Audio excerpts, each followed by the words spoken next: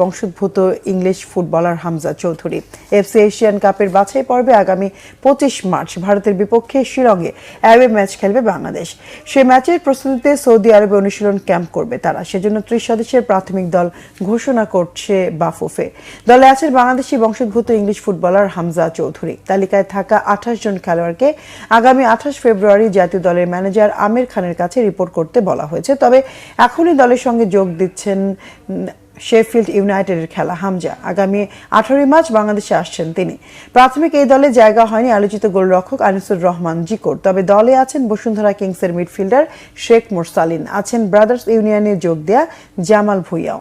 30 সদস্যের দলে ডাক পেয়েছেন ইতালির চতুর্থ বিভাগের দল ওলবিয়া ক্যালোসিওর বাংলাদেশি বংশোদ্ভূত ফরওয়ার্ড ফাহমিদুর ইসলাম।